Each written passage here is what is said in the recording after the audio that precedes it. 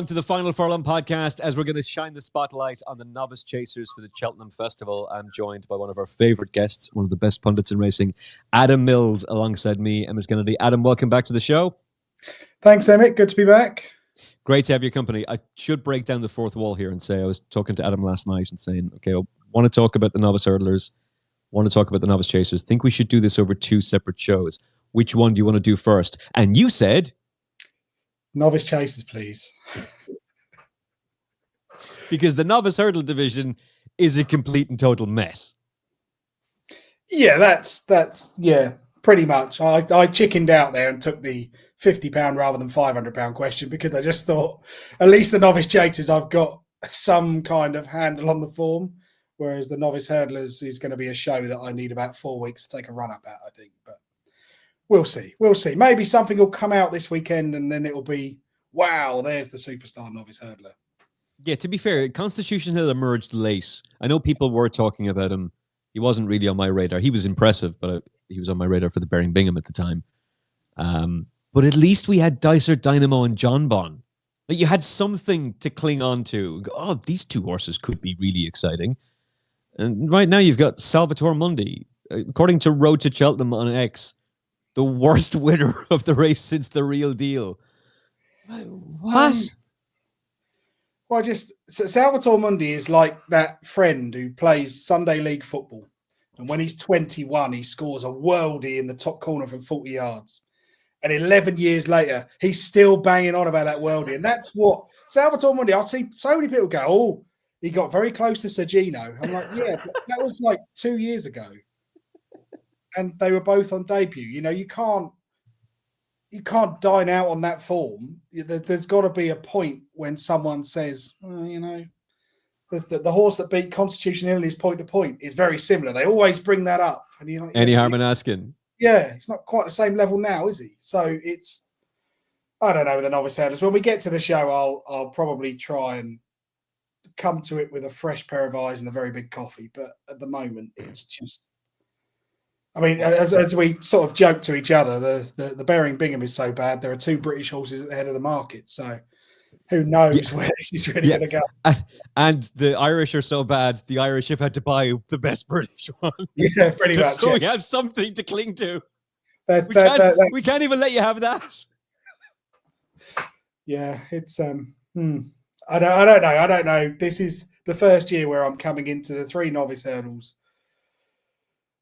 No idea on the Supreme.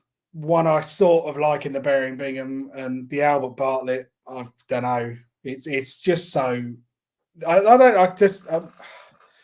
Maybe we just had a really good 3 or 4 years, and now we're just having one of those years where they're all a bit meh. But equally speaking, last year's Novice Hurdlers haven't exactly set the world alight.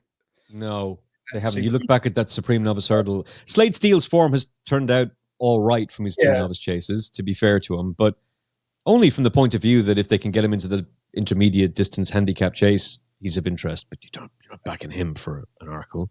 I see Jeff hasn't priced up for the Champion Hurdle. No thanks. Good luck with that project, whatever it is they decide to do with them. Mystical Power has just been appallingly bad, and Tully Hill didn't do a whole lot, or Asian Master, neither of them did a whole lot for the Majborough form over the weekend. So, questions. Like, just a lot of questions there. I mean, we're going to talk about the Arkle Chase in a second. Ile Atlantique is third favourite. I mean, that should tell you something else about this division all around. But for the Novice Hurdle division this season, I'll put it this way about Salvatore Mundi before we talk about him in more depth next week. So you've got 7 days, Adam, to come up with a compelling argument as to who you think is going to win the Supreme Bingham and be all enthusiastic about them too, Adam. Be all super enthusiastic. I don't know, really. Do I buy a Racing Post or consult a priest? I'm not sure which one will get me.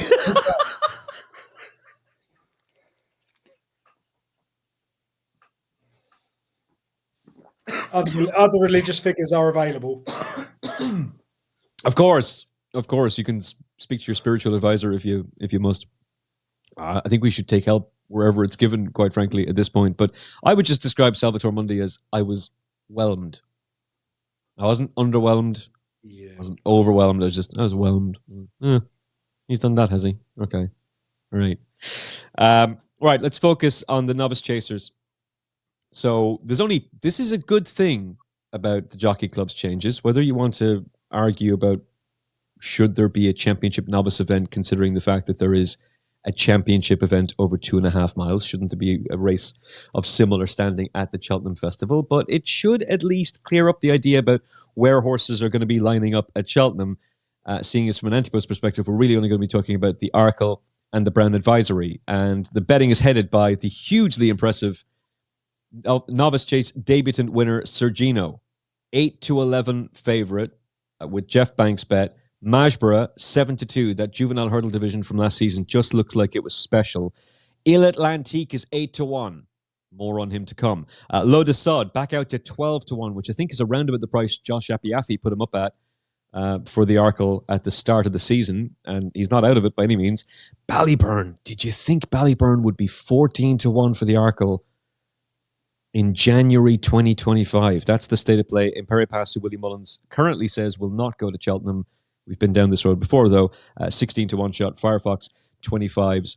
33-1s about Django Bay and the rest. You can take full advantage of all of Jeff Banks' impressive offers, including 10% of any net losses back after your first month of betting by signing up at jeffbanks.bet right now using the promo code FFP500. 10% back on all your net losses after your first month of betting up to £500. Best odds guaranteed. All kinds of different goodies. First past the post, the usual suspects, but loads of other goodies in there as well. And you can stream British and Irish racing on the Jeff Banks website. jeffbanks.bet. Use the promo code FFP500.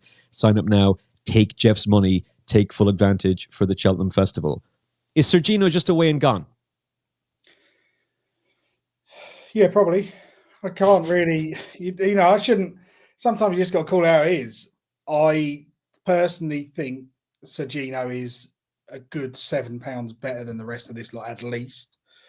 The one thing I would say about Majborough is if you imagine 18 months' time, or a little bit longer than that, we're talking about the 2026-27 season. We'll probably be talking about Sir Gino in the Champion Chase. There's no way Majborough will be running over 2 miles. Yeah, I agree. Gold Cup bound, certainly Ryanair bound, whatever they choose and decide to do with him. I think it's only the fact that he's a 5-year-old that he's even still in the 2 mile division. And personally, I'd be of the opinion if the Turners still existed as a grade 1, Majborough would be 7-4 favourite for that, probably. So the way that Majborough beats Sir Gino is this becomes a stamina sapping Arkle on deep ground. In which case, a bit like the Triumph Hurdle last year, Cargesi is a much faster horse than Majborough, but Majborough's got stamina in abundance and a big long stride. So there is a scenario where if the ground turned, you could see Majborough really turning it into a slog, but I just don't see how Majborough has more speed than Sir Gino at any point. And generally speaking, the Arkle winner is all about speed. And if you look at their profiles, different horses, of course, but this looks very similar to a Duvan Sizing John setup for me, where Duvan was far too quick over 2 miles. And no matter how well Sizing John ran, he was never going to beat him because he just didn't have that 2 mile speed. And I think that's where we are. Aside from those two, good luck. I mean, yes, I just, this is the kind of market where I don't really want to take an each way swing. Because if we assume that the big two get there and get round, the each-way bet is on what will finish third, which it is messy. When I looked at Jeff's market, looked at all the markets, the one thing I would say is I think Lo de Sud should be shorter than Ile Atlantique. I think Lo de Sud has achieved a lot more. I think Lo de Sud is a very solid jumper. He's got form at the track. He's got, we can readily pull apart his Sandown form, but he still won it. And we know he's going here. Ile Atlantique won the other day. Yes, he did win, but let's face it, that race was set up ideally for him. Finishing speed was 110%. The last 4 furlongs he ran in 59 seconds. It just became a sprint and he had too much pace in the rail to help. I can't really imagine that in an Arkle. But the other sort of, I guess, if you're looking beyond the head of the market, what are you looking at? because I'm struggling. I'll admit to say at the start of the season, I thought, Iberico Lord, he could play a hand. Just on Ile Atlantique, my opinion on this horse is well documented. He's a softy. This is a soft horse. He will, any pressure at all, the slightest bit of pressure, he will fold like a cheap deck chair. But more importantly, once he's faced with that Cheltenham Hill, he's a coastal path. He will cry and oh no, I can't. I just couldn't. I couldn't possibly. Not a hope. Not a hope. And you can scream and roar about, he's so much better over fences. And he was always built to be a chaser. No, you were screaming and roaring last year that he was going to be a big player. He was going to show everybody how good he'd be in the Grade 1 novice hurdles. And he got lapped in all of them. So no, this guy has not suddenly transformed. He beat Waterford Whispers. Do you really think you were going to see the best of Waterford Whispers early in the season? Really? And he beat Firefox last time out. And Firefox is quickly becoming just a disappointing horse, quite frankly. I had real high hopes for him at the start of the season. Yeah, they've fallen by the wayside. No, I don't believe that Ile Atlantique has suddenly turned the corner and is now this superstar. And I would absolutely have Low Decide at a shorter price. And in a match bet, I'd take him all day long. Yeah, I think that's the kind of angle. I guess in my head, I was going through this film thinking, right, how many of these are going to turn up? Are we going to get 8 runners? Ooh, doubtful. Very doubtful we'll get 8 runners. It's not entirely obvious where the pace would come from either. So there is that scenario where perhaps one of the big two, the jockey decides, I'm going to go for this and I'll just ride my horse like the best one in the race. Mark Walsh, could he do it on Majborough? What he might do. There is the chance that he doesn't want it to turn into, if it turns into a slowly run affair, Sir Gino will just walk all over them because he's far too fast. I just can't, it's bloody obvious, but Sir Gino should be just about odds on. If you wanted to be disgusting, you could have an each way bet on Majborough because there's a fair chance that Madge will be in the 2. If you want your Jeff Banks bet account closed super fast, and he is fair, he's very fair. Jeff's a good Try guy. a big scumbag each way bet on Majborough for the Arkle, just to really test the water. Like, if you think back, I think it was 2 years ago, whatever, or this time last year, the scumbag bet was State Man each way in the Champion Hurdle. That cost, but the way to look at it is you can get 3-1, 7-2, so you'll get 17 quid back if he places.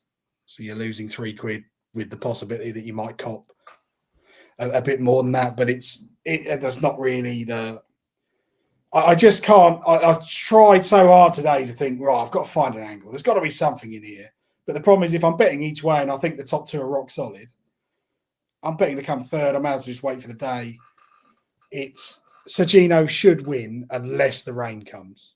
But there is, if you fancy Majborough, then you've got to back him now because he's going to probably go at the DRF and that'll be a race that he should win on the Billy Idol, in which case he'll shorten. But I can't. I just think Sir Gino is just a class above these over 2 miles. And I think, as I said, a few minutes ago, Sir Gino is going to run in a champion chase one day. I'm not sure that's true of anything else in this field. Majborough might run in a Gold Cup or a Ryanair or whatever they choose to do, but then we're into Ile Atlantique. I can't see him ever turning up in a championship Grade 1. Loda Sud would probably be a big price, and the rest are going to go over 3 miles. It's an amazing lack of strength and depth. You take those 2 juvenile hurdlers from last season out. What are you looking at?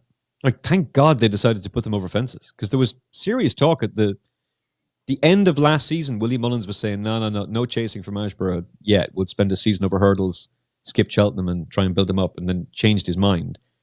And Nicky was kind of intimating it. He ran him in the fighting 5th, for goodness sakes. And at the last second, they've both changed their minds. And well, that is, now I don't want to be devil's advocate, but if something happens to Constitution Hill, I'm not going to start over. I haven't heard anything. I'm sure he's fine. I'm sure Nicky will give us one of those. What do you know? I don't know anything at all. I certainly don't. And I haven't seen any of those. Do you have a big, long A4 sheet of paper with an in-depth update from Nicky about what he's eaten this morning and how he's getting on? What I really like about those is they don't bother to do the spell correct before they take the screenshot. But I'm just hypothetically speaking, there is always this risk with Constitution Hill that if he didn't go, that leaves Nicky with a very difficult decision to make, because you could win an Arkle, you could win a champion hurdle. I don't think it does. You can't blow your novice chase season. Once you've that was almost the big thing I thought about when he made his chase debut against Ballyburn.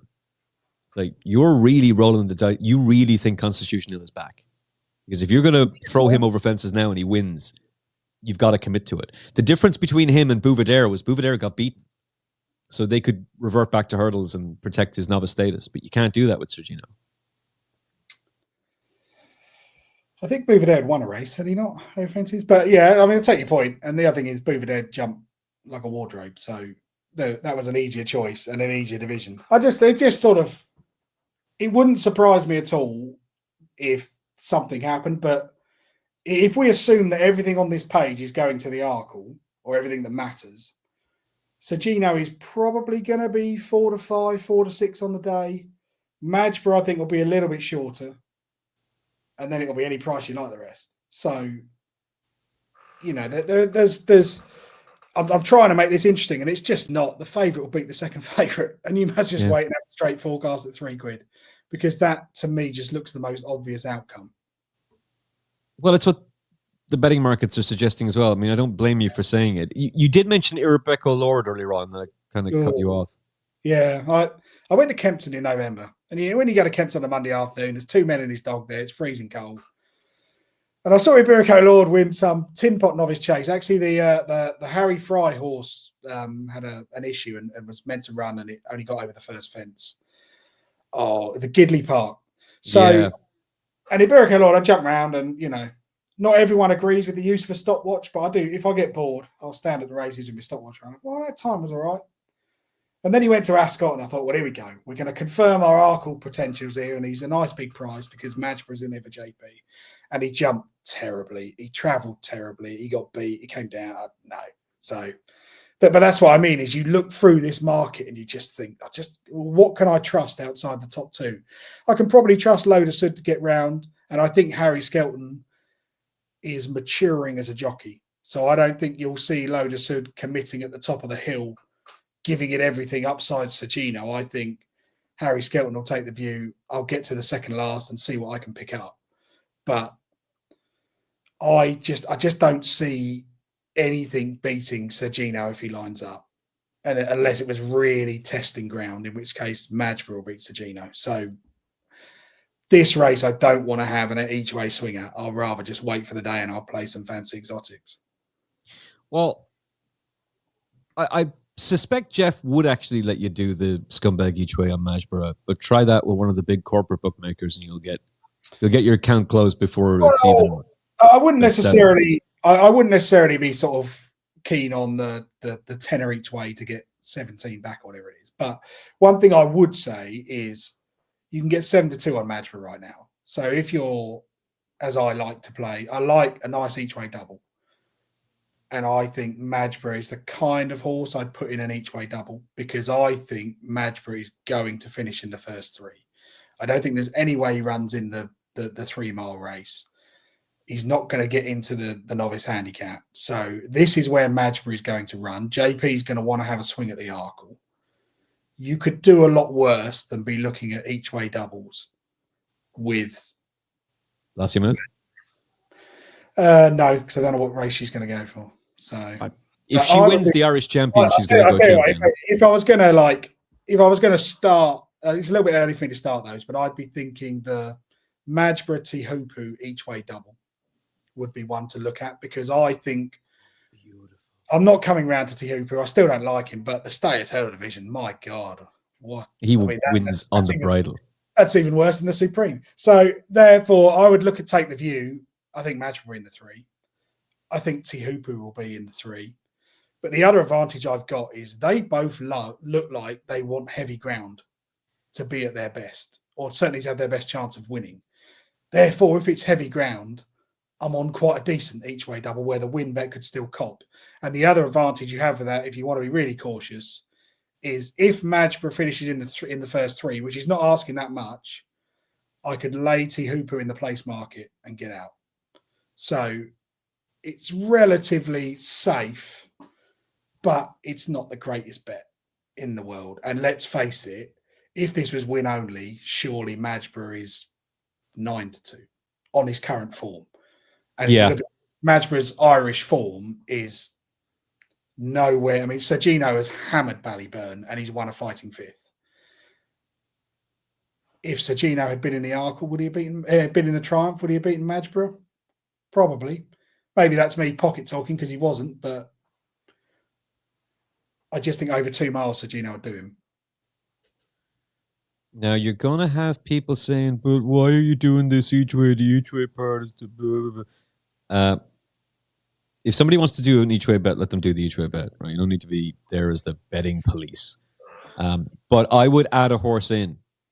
I would throw in Gallop on the Champ. Ooh. And a tenner each way with Jeff Banks' bet is returning £135. Majborough, Tihupu, Gallop on the Champ. Just take off the each way there to show me what the place money is. Are we getting our money back? Yeah, we are. So, all right, Jeff Banks bet. Jeff Banks.bet, FFP 500. Take full advantage. Take all of Jeff's money. By the time we get to the Cheltenham Festival, we'll be in a really strong position. I do have one horse to mention at a big price. Maybe I've completely lost my mind, but Slade Steele. So he's a Cheltenham Festival winner.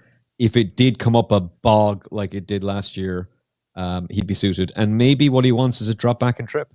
Maybe he hasn't enjoyed the fact that he's been going over staying distances. And the form, Better Days Ahead, ran a cracker in the graded race at the Leopardstown Christmas meeting. And Lecky Watson doesn't jump particularly well, but did win a graded race on his second start over fences.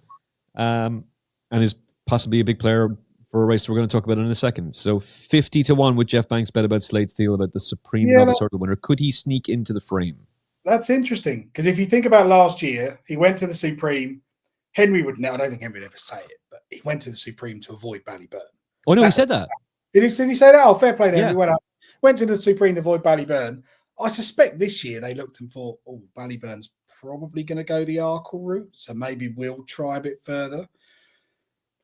Can Slade Steele win the Arkle? Probably not, but if he's probably good enough to get close enough to the likes of Lotus or the Ile Atlantique, that's not a bad shout, that 50s. That's where I'd be looking at the moment for the each way play. It's the only one that they're not tempted by the novice handicap route if they could sneak him in. If they can sneak him into it, for sure, obviously. But I don't know what his rating is going to be. Neither do you. And who knows what he does next time out. Well, surely the way they do it is to sort of, I guess with Slade Steele, you'd have to go to the DRF, get that run in, see where you are. Because you'd want, if he goes to the DRF and Majborough kicks him out of the way, you might get in the novice handicap. But it's a delicate balance, and I guess the like many trainers this year, it's almost like it's just not the same. I know Henry obviously, a lot of success with Ile Atlantique. He won the novice handicap chase, but what people forget is the year that Ile Atlantique won the novice handicap chase, the Turners still existed, so you didn't get. I mean, Ile Atlantique was obviously a handicap block, but you didn't get this scenario where there's nowhere else for the middle distance horses to go. Yeah, which we have, and that's where it's going to get very tricky. Yeah, that's the messy side of things. Some crack if Slade Steele goes and wins the Irish Arkle, and that's where he breaks his maiden in a grade one. Suddenly, that 50s is gone. Majborough is basically effectively finished, unless he's like bang in contention and has a clumsy fall at the last, and he's okay. Moscow Flyer style comes out and wins the Arkle on his next start. Look, I'm throwing darts. I'm Luke Littler. I'm definitely throwing darts at the board, but it's such a bad Arkle aside from the front two. I think you should be looking at something at a bit of value, and he's the one that appeals. How many times do we have a great Arkle? We have superstar horses win the Arkle, Altior, Shishkin, Duvan, and Ascot. Superstars win it, but no one looks at what did these horses beat. What was in behind them. So if you think about, I think I'm right in saying Shishkin beat Eldorado Allen. So it's not like it's Nergamine came out. Yeah, so you don't necessarily get Arkles where you've got 5 or 6 absolute worldies all in the one race. What you tend to get is when there's a good thing, there's a good thing. And with the exception of Champagne Fever, it's hard to remember a good thing getting turned over. So, sorry, I just thought I'd roll that in. I had the €10 forecast the wrong way around. You didn't reverse it. Oh, Emmet. Straight forecast. Champagne Fever to beat David Pipe's horse.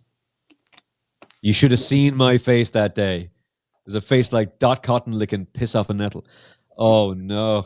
Oh, no. Okay. Let's move on to the second and final race that we can really talk about. We can briefly talk about what we might think will happen with the handicap chases, but basically this is the Brown Advisory. And that's pretty much it, folks. Brown Advisory betting is now headed by Ballyburn.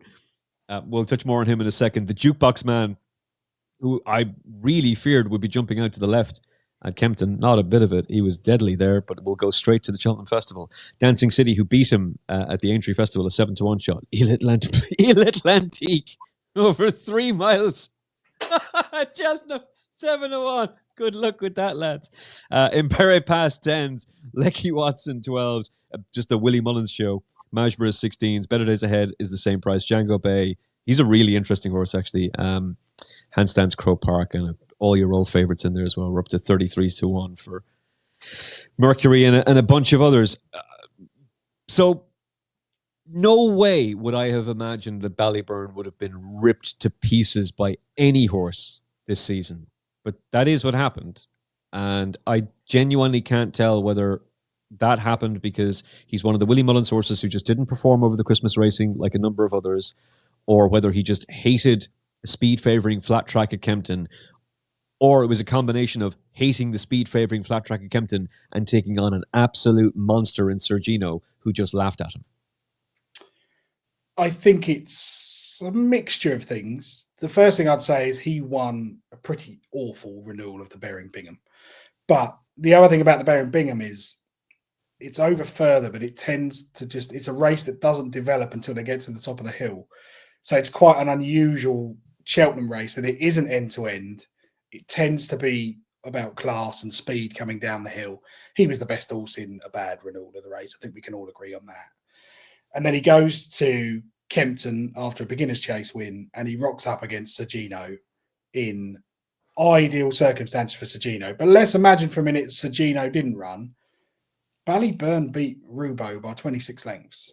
Now, Roubaud is not a champion hurdler. He's not a superstar, but he's a pretty good horse, and he's a good yardstick, and he couldn't go the pace. Roubaud's beaten. And if you look at the final mile, the way that race panned out at Kempton, they really inject pace from a long way out. And Ballyburn's doing his best. He just can't go with Sir Gino. He just can't go with him. The other thing I think with Ballyburn is he would be running in the Turners in each of the last 10 years without question. There'd be no thought whatsoever of running him in an Arkle. And this is a case of they've looked at it and thought, do we really want to go to the 3 Mile Brown Advisory, or do we want to try and see if we can get the speed for the Arkle? I can't see now why they would even consider the Arkle for him. Yeah. Because how does he beat Sir Gino? On bare form, how does he beat Sir Gino? Something's got to change drastically. And unless they thought they found an issue, or unless there was something drastically wrong at Kempton, there's no obvious reason for that form to be reversed. But Ballyburn has done a fair amount of work at Kempton, and I think it's worth noting that after the line, Ballyburn is quicker. His top speed, though, is 1 mile an hour slower than Sir Gino. Sir Gino's top speed on the clock was 35.95 miles an hour. Ballyburn's was 34.76. You might only sound, it's only 1.2 miles an hour. In 2 mile racing, that's massive. That is absolutely massive. That's Sir Gino is taking 2 lengths out of him regularly, every furlong. And over time, that's just too much. So I think Ballyburn ran a massive race at Kempton. I just think he went as fast as he could possibly go. So I think if Ballyburn stays 3 miles, he wins this. Because I just think he does. He's just a free. Look at John. We spoke at the start of the show about John Bon. If you watch that Supreme, you look and think, fucking hell, John Bon's been beaten by miles. The form hasn't worked out too badly. We'll ignore Kilcroot. We'll just mention about John Bon. But that's, that sometimes... No, but it's fascinating. I can't remember if you were on the show with Aidan when he was saying he's there traveling on the bridle on John Bon, like traveling real well as far as he was concerned. And suddenly the sea of white just goes flying past him like a missile. Like he said that when he pulled up, the girl who came over to look after the horse, she was in shock and Aidan was in shock, and that he couldn't talk to her properly until they got onto the walkway. Like it was around about then he was like, what just happened? But there are loads of examples of this. If you look at the Supreme when Altior beat Min, don't forget Min went off favourite that day. Min had a great career. It just wasn't in Altior's league. It's exactly the same with Duvan and Sizing John. Very similar scenarios, that one horse had electric pace over 2 miles and the other one, it took Jessica Harrington a while to notice, but the other one just needed to go up in trip. And that's probably where we are with Ballyburn. But they don't have the turners. He's not going to get in the handicap. This is the race to go for. And actually, although it's 3 miles, it's 3 miles on the old course, 2 laps of the track, where the first lap really is a show jumping event where they just plod round. I just think Ballyburn should probably be shorter. And I think most people were disappointed with Ballyburn at Kempton, whereas I look at it and think maybe he just bumped into a freak. And actually the form book would suggest he's beaten Rubo 26 lengths. Yeah. All right, Rubo's chase debut and, the Nichols Yard isn't what it used to be, but Rubo had won good hurdle races before that, has got a brilliant record at Kempton, and couldn't go with them. Ballyburn's done remarkably well to get to the second last with a chance. And he still had something left crossing the line. So this is just a case that he isn't a 2-miler. They can't go the Arkle, they may as well come here. He's a worthy favourite. I personally think he'll go off 2-1. So therefore 7-2 at the moment is not the worst value in the world. Although what I would say is this is a much deeper race than the Arkle. There are horses in here who are genuine Grade 1 chasers of the future. Well, you say he goes off 2-1. Doesn't he have to run again? Now, I know that he pulled a crazy Ivan with another Birmingham winner in Sir Gerard and threw him in the Brown Advisory on the back of only 1 run over fences, and that was over 2 miles. So Willie Mullins can do Willie Mullins things. Mm-hmm. But maybe the thing that confused them with Ballyburn is, like, there was a lot of talk about this horse after his point-to-point win. His point-to-point win was extraordinary. It was a huge battle to get hold of him. And you look at his pedigree. Like, one of the reasons why we were so confident he would go for the Birmingham last year is he's a full brother to 3-mile chasers, like 3-mile handicap chasers. Like, obviously that's the race he's going to go for. Easy in hindsight, by the way. But straight after the race, they're then talking about him as being a champion hurdle winner. So, like, I understand why they decided to go down the Arkle route in the way that they did. And if Sir Gino is not there, he buries Rubar, and they're thinking to themselves, oh, well, we're obviously going to win the Arkle. We're probably all thinking that. So, racing can make a fool of you. But this is the trip for him.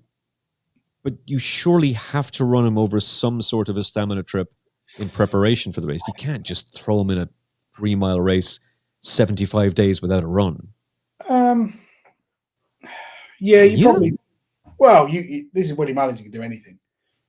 Let's face it. Think of all the horses in the yard he can school Ballyburn with. They've got plenty of opportunity. That we know the horse is going to be fit. They got plenty of opportunity to school him. And I think that's probably what happened with the Champion Hurdle Dream. Is surely they said, right, let's put Ballyburn up against Lossiemouth or whatever at the end of last year. Because if he can't beat Lossiemouth, he's not going to beat Constitution Hill. Yeah. And that's the idea that you'd probably have. They had State Man in the yard. So I think they're always going to go chasing. In an ideal world, I think Willie would probably like to have won the Arkle with him, but I think it's fairly obvious he's not going to win the Arkle. Therefore, he's going to come here. Therefore, he's going to win. I just don't. I just sometimes think maybe they'd have a prep run. They could perhaps think about the DRF, or they could, I'm sure there's other options. They could even run him an open company if they wanted to. But there's enough opportunities here. They're not going to run him an open company. That's not what he's wanting generally. But, they could do. There's enough opportunities. There's enough places to go if they wanted to, or they could go straight here. It's not, in the past, you might have had winners of this race having 6 or 7 runs. Nowadays, 2 or 3 is enough. So, and he's so well schooled, and he's running a point to point. We know he can jump fences. We know he handles the track. He's going to be race fit. It's not like he's coming from a yard where there's only 2 horses in training and you wouldn't know how fit he is. He's going to be absolutely race fit. What do you learn if they find a weak novice chase for him and he wins at 1 at 6? Nothing whatsoever. Yeah, I think you need to put him in a graded race for sure. Yeah, you'd have to throw him in the deep end. But the problem is, if you throw him in the deep end, what else turns up? And that's Willie Mullins horses, I would imagine. So the only entry he's got is the Ladbrokes Novice Chasers. It's the 2.5 mile race. It's the same race Factifile won last year. So bear in mind, it was a 2-runner race on the day. Now, one of Willie's horses did get injured, and Gordon pulled out one that had run the day before and another one. But still, there was 3 non-runners on the day and one that had run the day before. Galopin de Champ beat a reasonably big field. He had a field of 8. Did Mighty Potter have a small field to face? It was a 6-runner field. This doesn't always tend to be the biggest of fields. We'll put it that way. So bear that in mind. This is the only entry Ballyburn has at the Dublin Racing Festival. He's 6-4 best price. Impaire Et Passe is in the same race. I think the talk was he might go to Sandown. And in any case, the way they were talking, it's going to be Aintree Fairy House is the way they're looking at with him. But subject to change. You never know. Better Days Ahead is in there. Dancing City probably needs further. Champ Kylie, who's back. He's alive. He actually lives and breathes. He's returned with a win. Lecky Watson, who I love the quote from, I cannot remember who said it, but it was a great quote. Jumps like a sumo wrestler. Take a bow, son, on X. Apologies. We'll try and credit the proper person with that in the coming days. Martin Dwyer responded to you on X. That's how I saw it. By the way, apologies. I have not interacted with people on X aside from DMs that I've gotten, which I've got a lot. I appreciate that. I haven't been able to bring myself to do it. I apologize, but I will get around to it. Crow Park, DeCapo. Just frustrated he won the other day. So there would be a bit of, if he does go for this race, there's enough horses in there that would take him on. And I think there's enough connections now that might look at Ballyburn and start to go, I'm not so sure about that Bearing Bingham form, actually. Maybe this fella isn't quite the superstar we thought. And you look at Slade Steele, who I am very interested in for the Arkle, but suddenly that's a horse that needs to improve. And maybe that whole form doesn't look quite as good and as imposing as it once did. So I suspect that people will be more inclined to take Ballyburn on than they were before. But I still think he is one of the most exciting horses in training.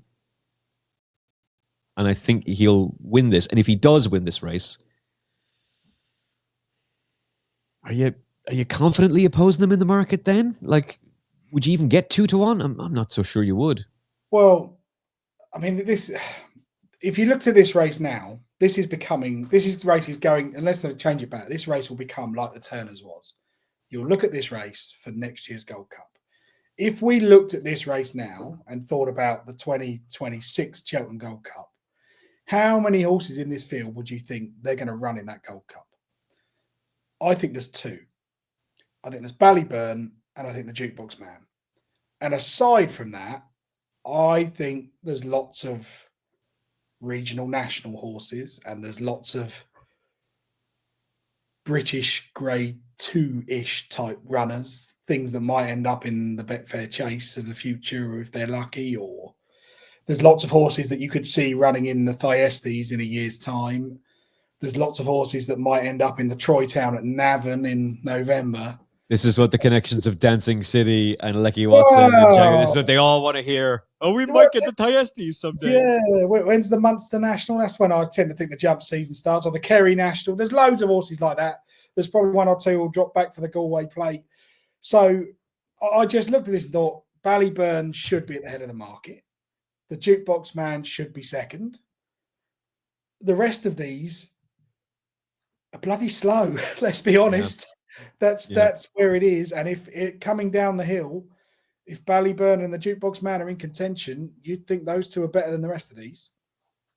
So there's lots of potential improvers. But when you look at the head of the market right now, Ballyburn's there, Jukebox Man we'll talk about in a minute. Dancing City, I think you're right. I don't see what turn of foot he has, really. I think he's a nice horse, but I don't think he's got a turn of foot. Impaire Et Passe is a horse who's going to be victim of the fact that there isn't a Turners, because that's the race that suits him. The race at Limerick played perfectly to his strengths. Daryl Jacob got it right, got off the inside rail, waited to use his speed and won. Brilliant ride. But 20-1, Adam. 20-1, bet refunded, race cancelled. He'd have bolted up. Thanks, Jockey Club. Thanks so much. Well, I'm not sure he would have bolted up's the right word, but he would have certainly been in the shake-up. And he's a very good horse. I mean, Impaire Et Passe is so good, he beat Langadam when he was trying. I mean, that's... there's a catchphrase for you. I think that goes on the YouTube comments, and it is the headline. He beat Langadam when he was trying. Seriously. Oh, watch out for this one now in the Sun. Adam Mills with an it will be. It'll be there. Yeah, it'll be there. God. Oh, man. But that's, in Impaire Et Passe, you could see why they would go back to Aintree and Fairy House and all those intermediate trips. That suits them. I thought Lecky Watson was good the other day, but I'm not sure what he beat. Down memory lane continues to be disappointing, if we're fair. He just doesn't look like he's got any turn of foot, so what's that worth? Croke Park is just an enigma where I don't know. Maybe he's better than we think he is, but he just doesn't really inspire me for this race. And then you're sort of into horses who might turn up, who won't have much experience. The likes of Fun surely goes to the Mayor's Chase rather than here. I would think so. Well, we should talk more about the Jukebox Man. He deserves a lot of we should. We should. And we should also talk about him because I write other columns, so I was quite keen to take on the Jukebox Man at Christmas. I just looked at the way he ran at Newbury, and I didn't like his jumping. I didn't like the way he jumped to his left under pressure. Neither did I. The Alan King horse Masaccio had better sectionals in the closing stages, and I just thought his jumping fluency figure wasn't great. I thought maybe I can get him beat around Kempton, particularly if Highland went quite quick. But the Jukebox Man learned so much from Newbury. And when he got to Kempton, I just thought he jumped beautifully. And I think, I wouldn't say that's, it's difficult because when you try and do the comparison, Ile Atlantique went so hard in the King George that the time figure doesn't look that great. But I actually think the Jukebox Man was at least as good as the likes of Brave Man's Game when he won the Cato Star. So the Jukebox Man gets a lot of respect. He is the scumbag each way bet in this market because I don't think there's three horses better than him.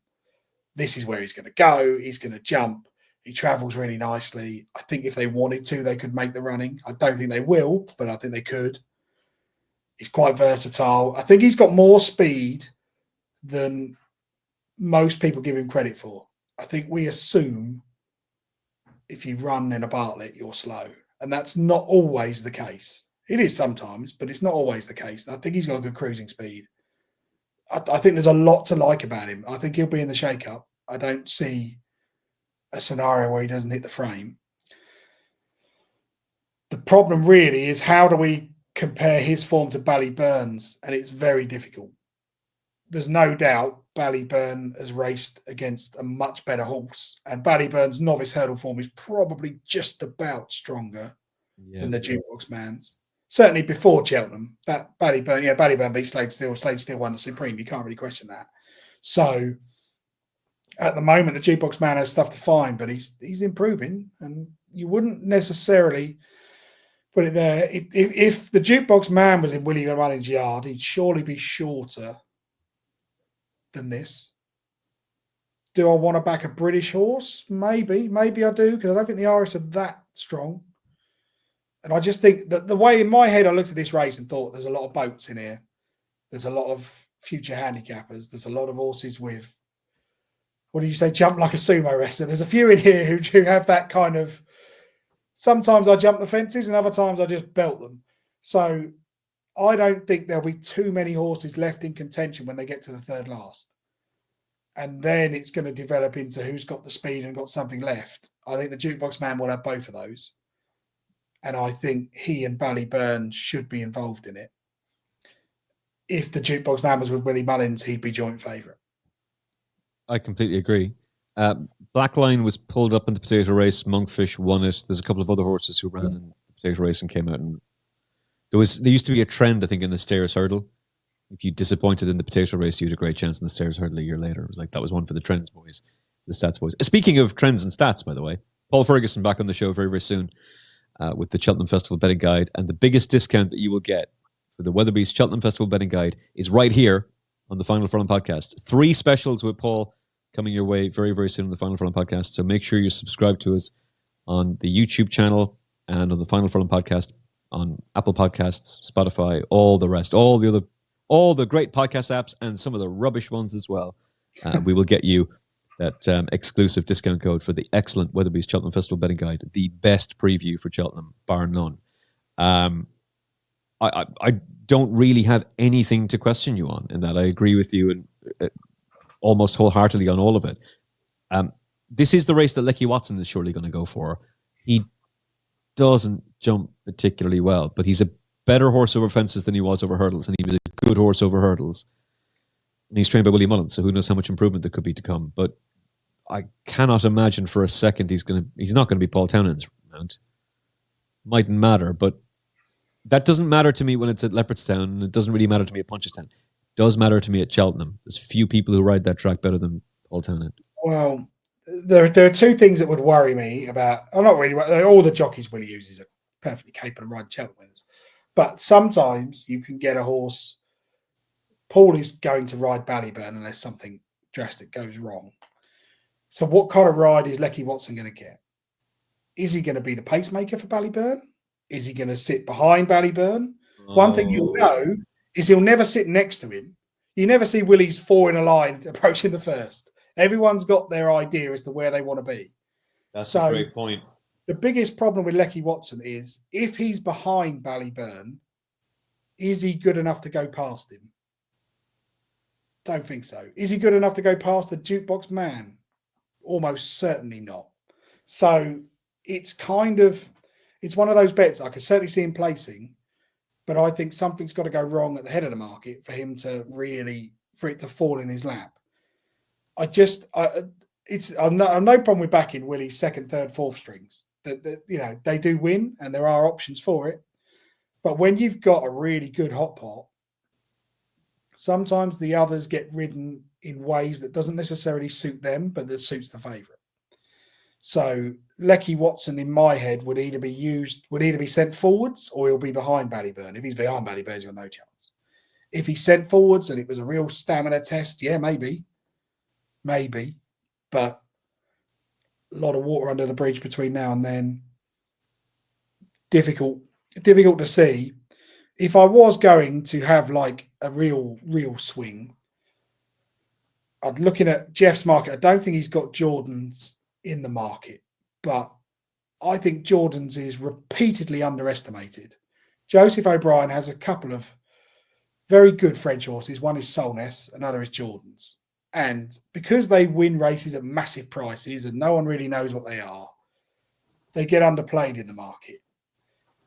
Jordan's got pretty close to Impaire Et Passe in a race that massively suited Impaire Et Passe. I think the British handicapper is unlikely to let him into the novice handicap chase. They might come here. Is he good enough to win the race? Certainly not. I don't think so. But looking at the time that we're recording, a couple of firms have got him priced at 50s. Not the worst swing in the world because he's solid and he always runs his race. And I don't think for 1 minute he'll be ridden at the sharp end. So there's a pretty good chance he'll have something left. He's a coastal path. He won't get up the hill. You're banging on about coastal path. The one horse that interested me at a big price is Key to Bourbon. Now, the thing that would concern me is he doesn't have any immediate entries, and his jumping was pretty appalling at times. But he still managed to finish third. And he's not even beaten that far. And he's sent off 11-8 on his chase debut in a good beginners with behind De Capo, who'd got obviously very good form to his name and picked up plenty of experience. And Willie had a whole host of horses in there as well. He had Captain Cody and Chapeau de Soleil, who certainly Chapeau de Soleil at one point was held in high regard as a bumper horse. He needs to turn it around pretty quickly, but he's gone from being a potential 16-1 shot to suddenly being 50s. And it's not a horrible debut. It's just a debut that he really needs to improve from. In a seamless transition, as I'm now on the other side on YouTube, battery in the camera died, so I had to switch it out for another one. Key to Bourbon at a big price is one that somewhat interests me, but only from a tentative selection. The moral of the story is Sir Gino's going to take the world defeating in the Arkle. And Ballyburn and the Jukebox Man might be the two to beat. It might just be in the Brown Advisory. I mean, we are just lacking strength and depth. We can't lie about that. We're lacking strength and depth. We are, and we're at the point where I think you'd be surprised if something's going to emerge now. Really, we're 8 weeks from Cheltenham. Doesn't really look like there's going to be any springers in the Arkle market. The Brown Advisory, you'd think that there's a possibility in the Brown Advisory that something could emerge and something could really make a statement at the DRF, and suddenly you think, there's 3 or 4 runners in this rather than just 2. But there's also the distinct possibility that the thing that emerges at the DRF is Ballyburn, and there's that angle to it.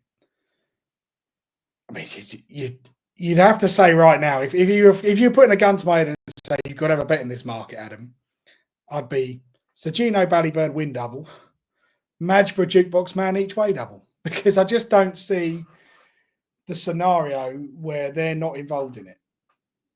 But it's not. It's you could probably do some. You could probably do some elaborate cross doubles, trebles, a wheel scumbag each way acume, where you've got both Ballyburn and the Jukebox Man, both Sir Gino and Majborough, then in with something like a horse you think cannot get beaten: Tihupu, Constitution Hill, Gallop on the Champ. You've got, you can. I mean, the risk with those type of bets is the more you put in, the more there's a chance of something going wrong. And there's also that scenario of kind of, I always get, when people say, one of my 5-fold let me down, you think, well, what are the chances of, even if you had 5 even money shots, you're looking at the best part of a 32-1 shot. It's not as straightforward as that. In terms of where the value is in the Brown Advisory is at the head of the market, because the likelihood is that Ballyburn will go off shorter than 7-2. If he wins at the DRF, he'll definitely go off shorter than 7-2. I don't see any. If he wins at the DRF, he will be the short price favourite for this race. But there's an argument. There's an argument to be said that the 7-2 about Ballyburn is actually value. There is. I think if you fancy Ballyburn to win at the DRF, you should take the 7-2 now, because you can't. There's no way he runs badly at the DRF if he's going to win this. So, as I said, when you look at that Kempton race, just take out Sir Gino. Imagine Sir Gino's not there. Ballyburn has battered Rubo, absolutely battered him. So, therefore, you have to look at it. If that was a hurdle race and he beat Rubo 26 lengths, you'd be thinking, bloody hell. Constitution Hill beat Burdett Road, 9-10 lengths? And it's like Constitution Hill's a champion hurdler. Well, Rubo and Burdett Road are probably of similar ability, and Ballyburn's absolutely hammered him. So there's a definite case there. There isn't the Turner, so you have to allow for that too. But I think 7-2 is not the worst price in the world. The Jukebox Man is probably going to be involved in the finish. I think there's a scenario where he could win it. Aside from that, I'm starting to struggle. I've mentioned Jordan's at a ridiculous price, but I'm not mentioning Jordan's thinking he could be 6-1 on the day and he's gonna be right involved. I'm thinking he might get a really quiet ride and sneak into third. Hold on, have we both made a right mess of this? Should we not be looking at Gordon's horses a little bit more seriously? And if we are going to look at Gordon's horses a little bit more seriously, is Better Days Ahead the one to really focus on? Because he's the Cheltenham Festival winner, and maybe the race didn't pan out ideally for him last time out. It was only his second start over fences. He's narrowly beaten in a Grade 1 in a messy race. Whereas at a stronger gallop, he jumps well, he'll stay. I don't know. Would you? It depends how you see Croke Park. People crab Croke Park, but he does seem to have this annoying habit of getting the job done, and that is sort of interesting. That this year he's 3 from 3. Doesn't win by very far, to say the least. I think he's not necessarily keen on really being sent for it, but he's beaten Hartwood, who's a seriously good horse, and regardless of the rules of that race and whether Hartwood should be in it or not, Hartwood has, I think, franked that form when he's run pretty well at Leopardstown over Christmas. He's got the job done against Better Days Ahead in a small runner. The problem, I guess, really is when you've only got 4 runners going to post, do you get a truly run race? Never. And that's difficult. And I think what we can say about this race that we can't say about the Arkle is we're going to have 10, 12 runners. I think there's a decent sized field here because there's a lot of horses who won't get into that novice handicap. There's a lot of horses who are far too slow to run in the Arkle. The National Hunt Chase new rules don't make sense to anybody. So I think this is going to be quite a decent field. This will probably be the best field that this race has had for a very long time. So there's going to be plenty of decent 3-milers in here. Is Croke Park or Better Days Ahead good enough to hit the frame? Yeah, probably. Would either of them be in the same league as Ballyburn or the Jukebox Man? I'm not sure. And although the Martin Piper's thrown up some very good horses in the past, not entirely sure Better Days Ahead is one of them. I know there was a suspicion at the time as to whether or not it was the form that everybody liked to see, but if I'm going to mention Key de Bourbon, who's been beaten on his first start, then it's absolutely, as Dougie Costello starts sending me a load of WhatsApps there. I'm pretty sure the sound effect has come through on StreamYard. So apologies to those of you. You are not the one who got a WhatsApp. I am, and I apologize for that. Thank you, Dougie. I'll get to those afterwards. But if I'm going to mention Key de Bourbon, then I have to mention Better Days Ahead. It would be obscene of me not to. And I think he is a player, and I think he's a each-way player. All right, Dougie, thanks. Maybe I should be clicking these right now. I'm not sure I should be clicking them on the show, though. I think he's intriguing. I'd be more with Better Days Ahead than Croke Park, but I wouldn't put anybody off either one. They're both very intriguing.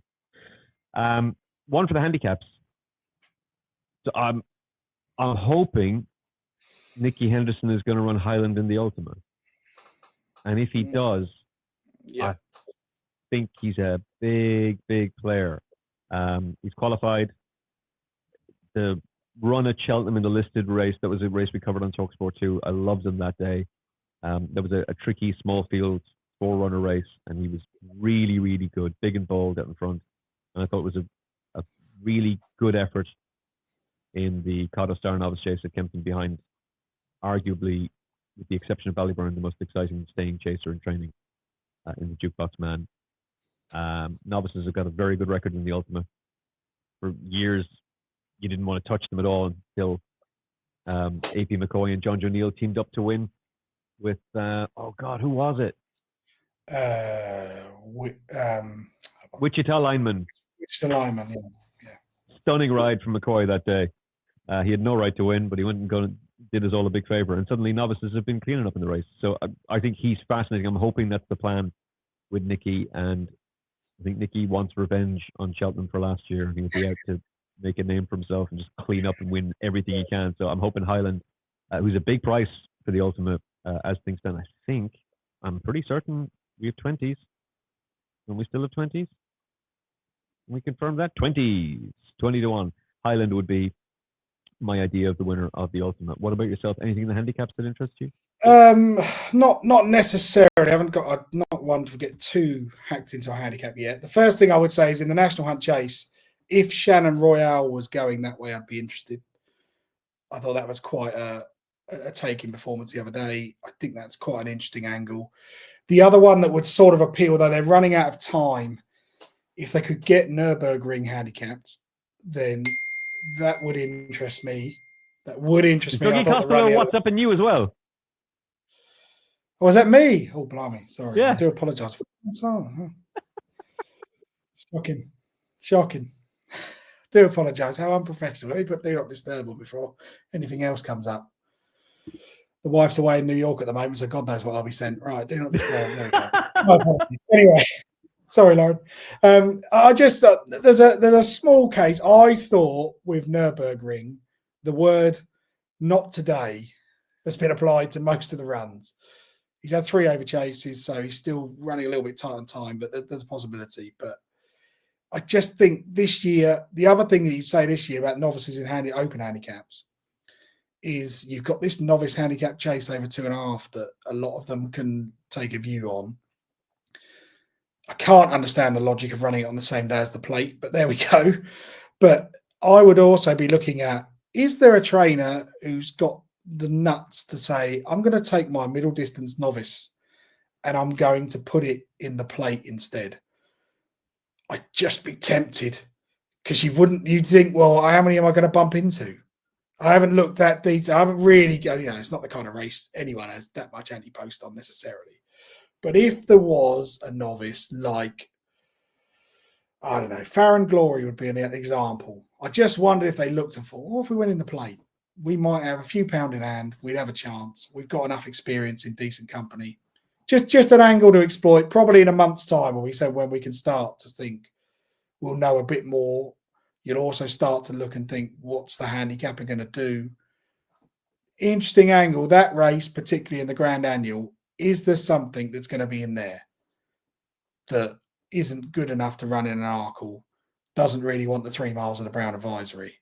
But that novice handicap chase is just going to be, as it always used to be, how many plot jobs can you spot? So yeah, anything where trainers think, I'm not going in that one, I'm going over here to take on the experienced handicappers. There probably won't be as many novices in the plate as usual. Well, I did just notice that No Flies on Him is down to 10 to 1 for the novice handicap chase. And well, that was an eye-catching run the last day for a third of 50 to 1 in a big field, having been beaten 34 lengths and 79 lengths, and then suddenly finishing third. Are you trying to suggest that the horse may improve in the future for the application of money? Yes, I think the official stewards report will say has improved to the application of cash. Yes, absolutely. Yeah, it's like Langadan. He's religious. He only runs well in Lent. It's just the way it goes. There are horses out there that we all know what the game is. You just got to spot them. Yeah. Well, I mean, his point-to-point form with Django Bay, and both of them won on the same day. They both won on Boxing Day last year. Django Bay in the Grade 1, him in his novice hurdle. He got blown to pieces by Tully Hill, but the market told you he was going to. He was a favourite the morning of the race, and he drifted all the way out to 4 to 1. And it was a similar story at Fairyhouse, and he gets pulled up, and he was beaten 34 lengths, and he's beaten 79 lengths. And look, placed. I'm going to. I've got tickets for Ascot on Saturday for the Clarence House, but I noticed Unexpected Party has an entry, and there's another horse who has spent the winter plodding around in races he can't possibly win, being ridden in ways that means he can't possibly win. Definitely on my radar. I suspect, I don't know if you agree with me, I suspect he'll be a big player in whichever race he lands up in at Cheltenham, most likely the Grand Annual. Yeah, I think that Dan Skelton's days of pulling the handicappers' trousers down are over. I think the Langadan Coral Cup project is well and truly buried, but I still think they're not stupid. They're quite happy to finish 4th and 5th in these graded races, pick up the money. There'll be lots of angles this year, and the one good thing is the novice handicap chase does take out some of the well handicapped novices. It will make the Ultima a more interesting race. It should make the Plate a more interesting race. It should make the Grand Annual a little bit more interesting. And one of the angles I'm kind of try and work on this year is what novices still go into open company, because you've got to work quite hard to get your novice qualified for one of these open company races. So where do you go? You mentioned Highland. That's a good example. I mean, his record on that old course at Cheltenham is brilliant. 3 miles looks like it will suit. It's interesting. It is interesting. The 2 Grade 1 novices are favourite beats second favourite, but the rest of it almost forces it. And if Ballyburn wins at the DRF, he'll be, I don't know, 10 to 11 for the Brown Advisory. That might make a few other trainers look and think, do I want to go there? Yeah. Can I beat him? No, but I might have a mark of 140 odd if I get one more run in. So I think there's a definite scenario here where the 2 Grade 1 novice chases are pretty much processions, or certainly 2-horse races, and then the handicaps are absolutely full of these types of horses. Well, both Nürburgring and No Flies on Him took each other on the last day. They've both had 3 runs over fences, so they can run in the novice handicap. But if they want to get into open company, to get that extra run in, whereas Highland has already had his, got all the experience he needs. Don't run him again, Nicky. Don't do it. Don't run him again. Straight to Cheltenham. Take the Ultima. Happy days. He doesn't need to worry though. 10-4-2 all over again. No, the British handicapper is determined to make sure we win the handicap. So Nicky could win by 10 lengths. He'd only get £1. Don't worry about that. We'll be all right. I forgot that. It is true. I forgot that. Look at the way that the British horses are being handicapped is becoming bizarre. That I just don't understand. One, I'll never understand why we can't just have a system that aligns. Why do we need to have a different rating system? It makes no sense whatsoever, but that's the way it is. But I also think there is a case of horses in Britain and come down a lot quicker than horses in Ireland. And there isn't this scenario anymore where British horses are necessarily, they have one bad run straight away, you're getting £5 back. And it's sort of, that doesn't sit right with me. I think I'd rather it was an even playing field. And if the Irish are better than us, that's life. Well, if I had a horse in training in Britain, and I've, technically speaking, I do. I'm a member of the David Pipe Racing Club. I'm very proud to be. But if I did have horses in training in Britain, I would be asking my trainer to send horses to the handicaps at the Dublin Racing Festival, and I'd be targeting handicaps at Punchestown, because the British horses are better treated. And when it comes to the handicaps at Cheltenham, Willie Mullins has still not won a handicap chase at Cheltenham. There's a reason for that. There is a reason he hasn't won a handicap chase at Cheltenham. It's because his horses are trying, and they're handicapped. They're going to run off the weight they should be running off of, whereas a more, how do I put this, canny trainer. Well, I'll take exception. His chase horses might be trying. I would suggest that Galopin de Champs might have been slightly underrated when he won the Mardin Pipe. Touche, salesman. Touche. You mean when he was sent off at 100 to 1 at the Dublin Racing Festival? Yeah. Found some improvement, didn't he? But I do say, boy. But I also think there is a part that Willie thinks, I don't care. I don't want to win a Grand Annual. If he really wanted to win a Grand Annual, he'd go and win it. If he had it in his head of like, oh, I'm so desperate to win this, he'd want to. I don't even look at his horses in the handicap chases. I don't think he cares. He's just not bothered. It's not an issue. The last thing they want in the yard is something rated 140, because then it's very difficult to place. So but the thing that's funny about it though, Adam, is then he goes and wins the Grand National, the Scottish Grand National, and the Bet365 Gold Cup. Like, he can do it. It's just a matter of... The Grand National is a different event, because that's a glorified hurdle race worth an absolute fortune. And let's face it, last year he did throw quite a few darts to make sure he beat. True, he was trying to be champion trainer. Yeah.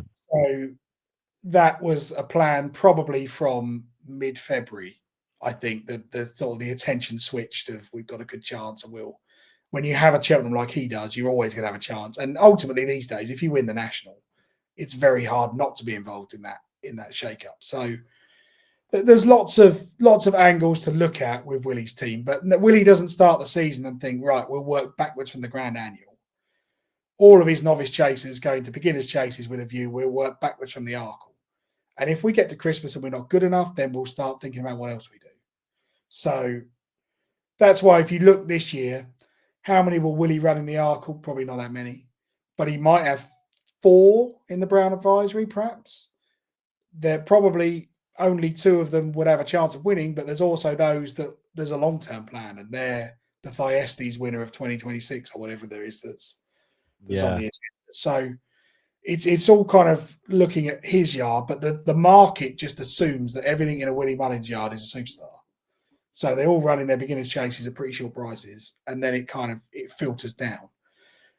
The exception this year is Ballyburn. I don't really understand why he's 7-2. I've no idea why he's 7-2. I think it's because this was not the intended target. This was never the race that was mentioned. He's now proven he's mortal. He bleeds. In fact, what a mistake.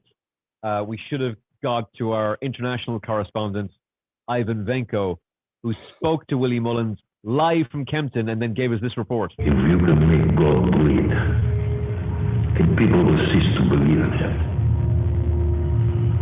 And there will be blood in the water, and the sharks will come. Strong words. Profound as always.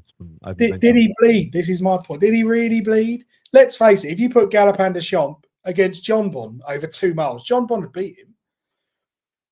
He'd beat him. It's just he would. It's just the way it is. The 3 mile staying, Ballyburn is not going to run in a champion chase. He's going to run in a Gold Cup if he gets there.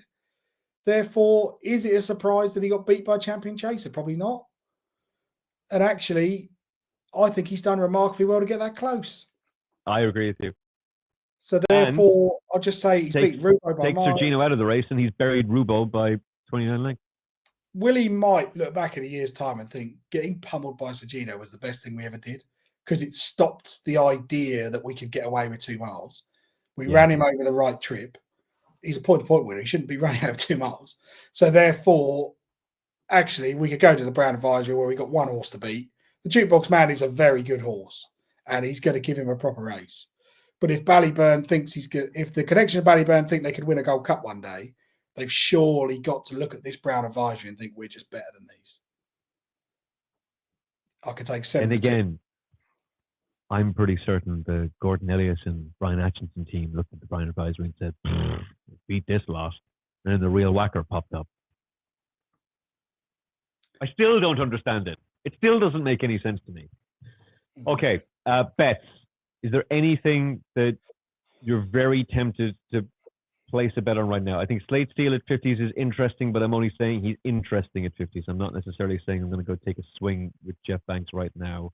I think Better Days Ahead is interesting. Key to Bourbon if he came out, but there's no entry. So I'm more interested in Better Days Ahead, purely from an each-way scumbag point of view. But the more I look at that Brown Advisory, the more I listen to you, Ballyburn's going to win. I think that is the only bet right now that I'd be tempted to really get stuck in. I do like the odd each way multi, so there is a case probably of Majborough and the Jukebox Man. But the point I'd make about those is realistically, are either of those going to go off favourite? Majborough's not, because I don't think Sir Gino is unless something massive went wrong with Sir Gino. Sir Gino, even if he has a run, will probably run in the Game Spirit, something like that. He's going to win that because Nicky Henderson's not going to run him against John Bon. So even if Sir Gino goes to the Game Spirit, he'll be 1-3 and he'll beat the same 2 mile handicap as he always does. So therefore, Majborough's not really likely to go off favourite. The Jukebox Man could go off favourite if Ballyburn disappoints. I don't think Ballyburn will, but he could do. But either way, even if the Jukebox Man went off favourite, he's not going to be even money. He's going to be 3s, 11-4. So I don't really think there's an each way angle there. I'd rather wait till close to the time. What I will do is watch for the entries at the DRF. And if Ballyburn is going to run, and I think he's going to win that race, you want to try and snap up that 7-2. Because I just think the value in the race is Ballyburn. But if Ballyburn doesn't go to DRF, how much short is he going to get? Don't know. I'd want to make, if you're going to have an anti-post bet these days when there's no real value in the market, you want to think you're stealing 2-3 points. So if Ballyburn wins at the DRF, could he be 6-4 on the day? Yeah, he might even be shorter. But if he doesn't go to the DRF, he's not going to be much shorter than maybe 5-2. So if he doesn't go to the DRF, I think there's a problem. I think so too, because I think this is a weak division. I don't think there's loads of strength in depth. And I also think if Ballyburn goes to the DRF, how many does Gordon throw at it? Probably not that many. So you're starting to look then at a field perhaps with 3 or 4 Willie Mullins runners in it. Ballyburn will be Paul Townend's ride for certain. So how many others are going to be ridden to give Ballyburn a race? Probably not that many. It just all pans out for me that Ballyburn wins at the DRF. If he wins at the DRF, he'll be 6-4 favourite for this. So you should take the 7-2. Put it this way, he's better value now at 7-2 than he will be for whatever he runs in the DRF. Because at the DRF, it'll be 8-11. So you may as well take the 7-2 if that's what you fancy. Seconded. Keep an eye on Nuremberg Ring and no flies on him. Just keep an eye on them. That's all we're saying. And Highland for the ultimate at 20s is a bet, in my humble opinion. Anything in the handicaps you want to mention before we go? No, I don't think so at this phase. Only if Farron Glory went into an open handicap, I'd be half interested. Because I think novice form is pretty good. And if they decided to avoid the novice handicap chase and went against fully open company, he'd certainly have a chance. But there's a lot of water to go under the bridge, and if you're having bets in handicaps in January, you're leaving yourself exposed. True. Also, he's a bleeder, so just proceed with caution. But there's a race in him. There's absolutely a big race in him. Okay, that's it. This day next week, Adam and I are going to be talking about the division that he cannot wait to talk about. It's the one he's so excited about. The Grade 1 Novice Hurdlers. Oh, the enthusiasm on that man's face. He cannot wait to get stuck into it. You want to be here for that. If you haven't clicked the subscribe button already, please do so now. It's a huge help with the algorithm. Likes are much appreciated as well. If you haven't hit it already, please hit it now. Thanks to Adam Mills. Thank you for watching. Thank you for listening to this episode of the Final Furlong Podcast. I really hope you've enjoyed it. We're back with more content very, very soon. From Adam Mills and me, look after yourself and each other. God bless.